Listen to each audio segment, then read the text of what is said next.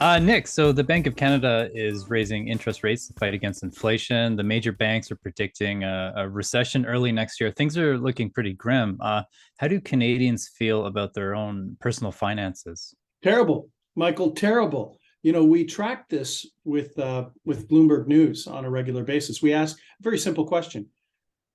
Your personal finances, are they worse, better, or the same compared to a year ago? And the latest tracking that we've just released suggests that 47% of Canadians, or almost one out of every two Canadians, report that their personal finances are worse than last year. 13% say they're better. The rest say that they're the same.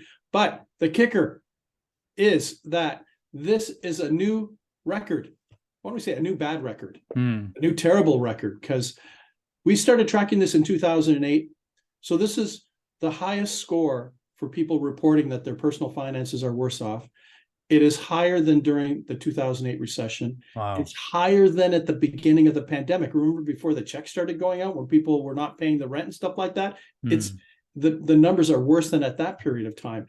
So we're in new territory when it comes to economic pessimism and how people feel about their personal finances.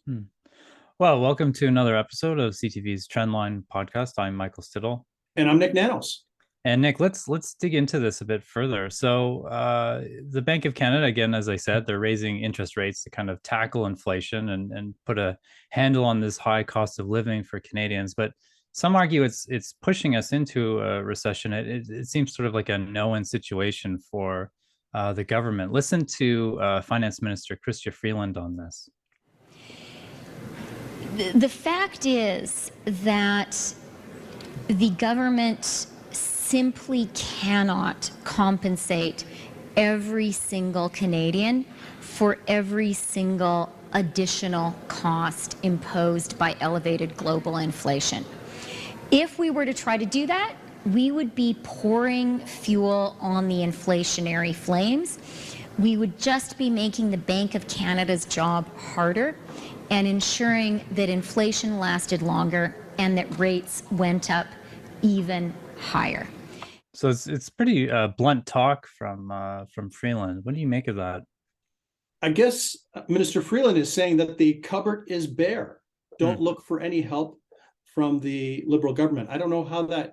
I think the same Liberal government at some point or a number of points said, "We've got your back, Canada." Well, I guess they no longer have the back of Canadians when it comes to dealing with this. Perhaps it's kind of like boiling the ocean, but it's too big. However, what's critical here is that people are struggling to pay the bills. People are worried about paying the rent, worried about the cost of groceries and food going up. And it looks like the federal government is not going to be able to help them. It's fair game for any federal government to have that type of policy. However, sometimes there are political casualties. So we shouldn't be surprised if the numbers for the Liberals perhaps go down. We also shouldn't be surprised that the other political casualty could very well be Minister Freeland. Because she will be the lightning rod and the lead spokesperson on the government's position not to help Canadians through this.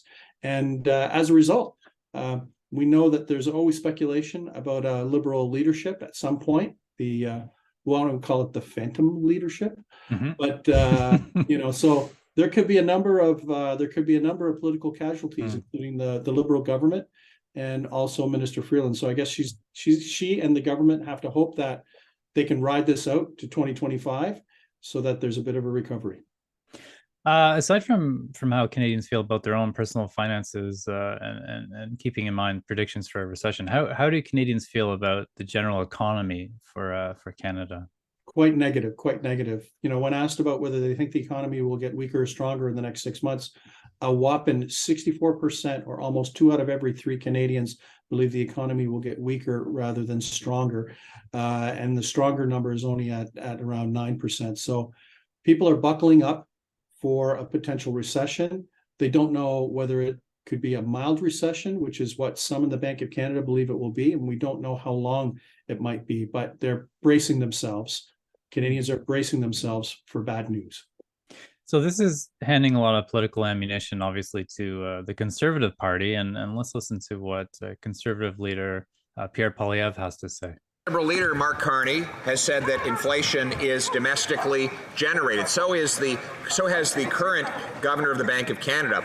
And now, after $500 billion of inflationary deficits, the finance minister is pretending that she believes, like conservatives, that government spending is driving this crisis in the first place. Isn't it ironic that the solution to the problem the government will have to pursue if it wants to make life more affordable is to do exactly the opposite of what they have been doing for the last 7 years? There's a couple things there. He said global, and Freeland has said that this is a global issue. I don't know if that really if that's politically, if that's a good way to assuage concerns from Canadians, and also this kind of no-win situation again, where the Bank of Canada is trying to raise interest rates, which could trigger a recession. How does the Liberal government even respond to this?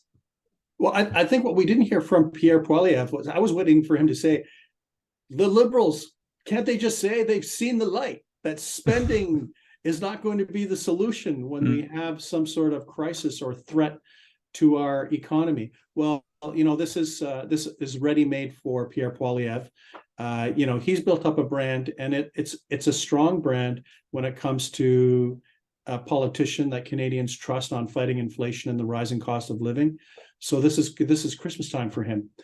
He'll be able to point out that the Liberals are embracing policies that they don't usually embrace because they're known as big spenders. And he also gets to say that he's right. So I think this will be an advantage for Pierre Poilievre and the Conservatives, because the reality is that the policy that the Liberals seem to be on, which is not to do a lot of stimulus in order to get through whatever Canadians might have to deal with, will not be popular with their progressive roots, won't be popular with the New Democrats, for sure. And at the same time, it allow the Conservatives to attack the Liberals as being inconsistent. Nik, I want to move on to the public hearings into the use of the Emergencies Act. This week was the first time we had actually heard from the Freedom Convoy organizers. Chris Barber was the first to testify. I know that Prime Minister Justin Trudeau is expected to testify later this month, and I'm wondering who might come out ahead here. The Liberals, who are quite against the Freedom Convoy, obviously, and Pierre Poilievre, who supported the movement. Well, I think it's kind of like one of those choices where, for Canadians, choose your poison. Do you want to deal with incompetency or politics that you might not like? On the one side of the ledger, I'm sure the Liberals are hoping to talk about the Freedom Convoy because they think that it's a vote winner for them when it comes to motivating their core and talking about those issues. On the other side of the ledger, it's pretty clear that there is some incompetency. And why don't we add to incompetency a little dash of partisan politics, where it seems, according to some of the reports, that the Liberals wanted to advance a particular narrative related to the convoy in order to win the public opinion war. I thought what was fascinating, because I've been following some of the testimony, was like one of the organizers going, "We never wanted to block everything." It was like, we showed up and the police told us to park in front of Langevin Block, or PMO, I should say. Told us to park in front of PMO, in front of the House of Commons. And, it'd be like them saying, "Hey, listen, when the cops tell you where to park, when you're a protester, that's where you park. We never expected to be there."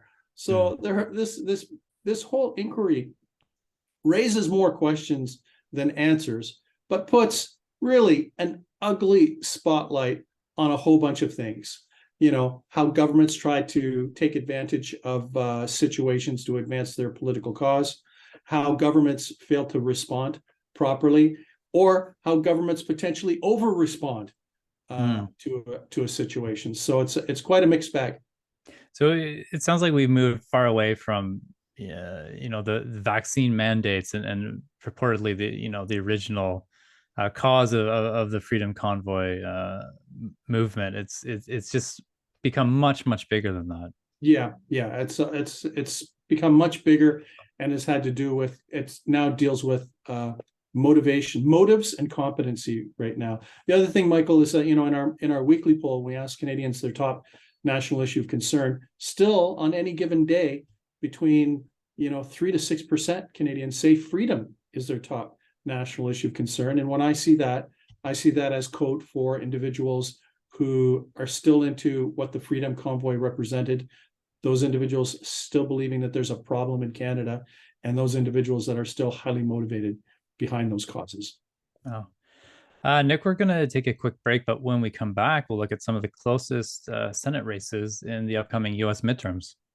Super.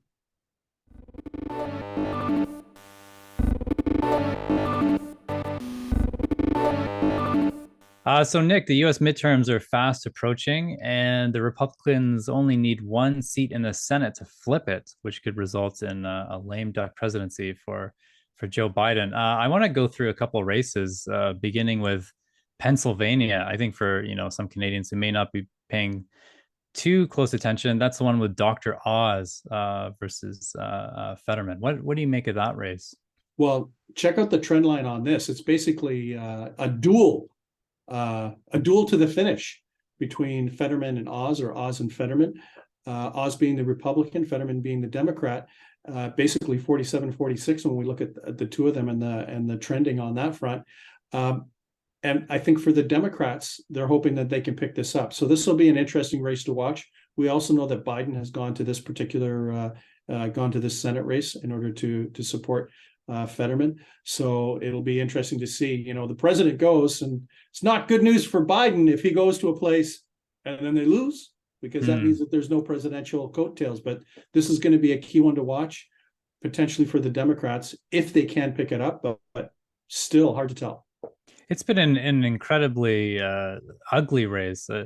Fetterman suffered a stroke, and Dr. Oz seems to have used that against him. Dr. Oz has been compared to the snake oil salesman doctor from The Simpsons and Fetterman's own attack ads. And there's a ton of money being poured into this campaign, obviously. Well, it's because the Democrats believe that they can pick it up and want to pick this up, and and for the Republicans, if they want to have a chance at picking up the Senate, they have to hold. It's kind of like the political strategy. To win, you got to hold what you've got and then pick up someplace. So if the Republicans lose this, if Oz loses this race and they lose this Senate seat, that means they've got to find a Senate seat someplace else just to stay where they are currently. So Pennsylvania is one where the Democrats could pick up a seat, and Nevada is one where they could potentially lose one. That is probably the closest race, I believe, that we might see. Yeah, well, in Nevada, it's like an absolute tie, 46-46 between the Republicans and the Democrats on that race. And this is one of the districts that the Republicans have targeted and hope to pick up and could make a big difference. But the thing is when we look at a lot of these races, like Georgia is another Senate race that the Republicans are hoping to pick up. But think of it this way, Michael, in the House right now, in the House of Representatives, it's actually 50-50 with Vice President Kamala Harris casting the tiebreaker. And right now, the polls suggest that the Republicans could pick up maybe 10 seats in the House, which would give them control of the House. A lot of that on a crime agenda, where they're just hammering the Democrats as being soft on crime. But the Senate is still a toss-up. So if today's trend continues to Election Day, the Republicans will likely control the House of Representatives, but it's still too early to call whether there'll be a change in the Senate, because some of these races are just like coin tosses. Why is it so hard to predict some of these races? I mean, I think traditionally pollsters in the U.S. have had quite a difficult time. Yeah, actually, people criticize pollsters a lot. The pollsters in Canada have been doing quite well, but the pollsters in the United States have had difficulties. One of the reasons, and this explains the difference between Canada and the United States, is that the voter turnout in Canada is higher, even though it's not great. It's higher than it is in the United States. And when there's a low voter turnout, you need to actually, when you're doing polling, you need to model out for who you think might show up.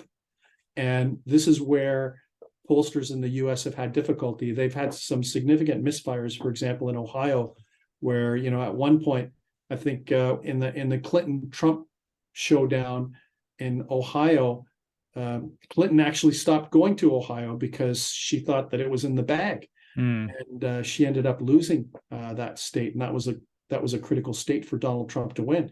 So there have been misfires. So a lot of it has to do with pollsters in the United States, at least, having difficulty with low voter turnout and trying to figure out who's going to show up to vote. But fortunately, that problem hasn't happened in Canada, at least to the same extent.